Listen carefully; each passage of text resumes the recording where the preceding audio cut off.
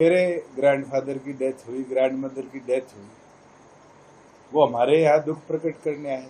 उनकी दादी जी की, चाची जी, ताई जी की डेथ हुई, मैं उनके घर चला गया। मुझे नहीं लगता कि सोशल स्ट्रक्चर जो हमारे समाज का है उसमें सुख में ना जाओ, दुख में तो हम जरूर जाते हैं।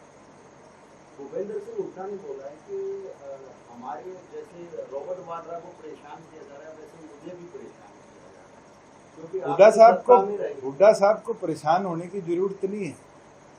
ये तो बीजेपी की शय में आज तक बचे हुए हैं। अगर भारतीय जनता पार्टी उनको शय ना देती और सुप्रीम कोर्ट के ऑर्डर अनुसार एमएलए एमपी को 1 साल में ट्रायल कंप्लीट करने के जो आदेश है, अगर एक केस एसोसिएटेड जनरल लिमिटेड वाला जो अखबार कांग्रेस पार्टी का है उसमें 4 गवाह है मात्र, कोई 200-500 लोगों की गवाही भी नहीं दे, उसकी गवाही करा दे तो आप खुद कहेंगे आदमी परेशान नहीं हो। भूपेंद्र सिंह हुड्डा को आप बार बार ये कहते हैं वो बीजेपी की वजह से बचे हुए, लेकिन आप जनता के सामने वो चीज क्यों नहीं? अरे मैं तो बीजेपी के साथ अलायंस में था, खुल के तो था। इनेलो और कांग्रेस तो अंडरग्राउंड मदद में थी। आपने खुद प्रूव कर दिया इसको। तो सिरसा के अंदर किस हिसाब से बीजेपी ने कैंडिडेट विड्रॉ करे, समर्थन दिया, और आप खुद देखो आया हुआ राज कांग्रेस ने ना खोया हो।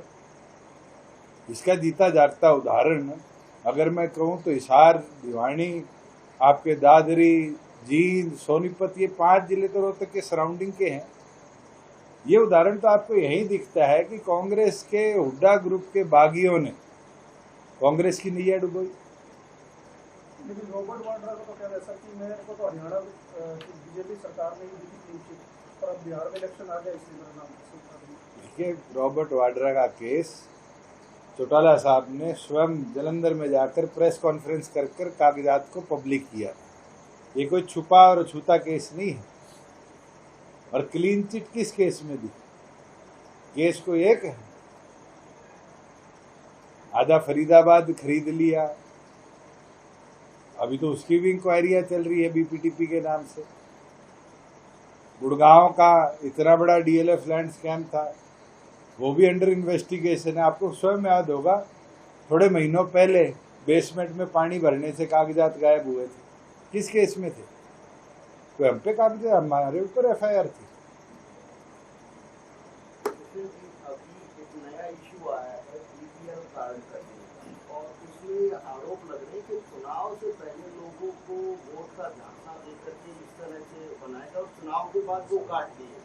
6 लाख बीपीएल कार्ड प्रदेश में कटने, ये सरकार की मंशा दिखाती है कि सरकार गरीब आदमी को सिर्फ वोट लेने के लिए इस्तेमाल कर रही है। दिल्ली के चुनाव समाप्त होते ही इतनी बड़ी मात्रा में बिलो पॉवर्टी लाइन रहने वाले लोगों को कार्ड से वंचित करना, ये साफ मंशा है कि इन लोगों ने उपयोग कर और अब लोगों को प्रताड़ित करने का।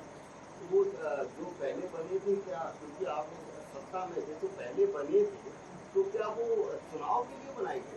देखिए, हमने तो मैकेनिज्म बनाया था और 1,20,000 से उसको 1,80,000 किया था। पूरे देश में इकलौता हरियाणा प्रदेश है जिसके अंदर बिलो पॉवर्टी लाइन सीमा जो है वो 1,80,000 की इनकम पे हो। और उस समय पीपीपी कार्ड भी बना, पीपीपी वेरिफिकेशन भी हुई। मनोहर लाल जी ने कई तरीके से रीवेरीफाई करा, और उसके बाद इतनी बड़ी मात्रा में बीपीएल कार्ड बने। आज सैनी साहब ने तो साफ दिखा दिया है कि उस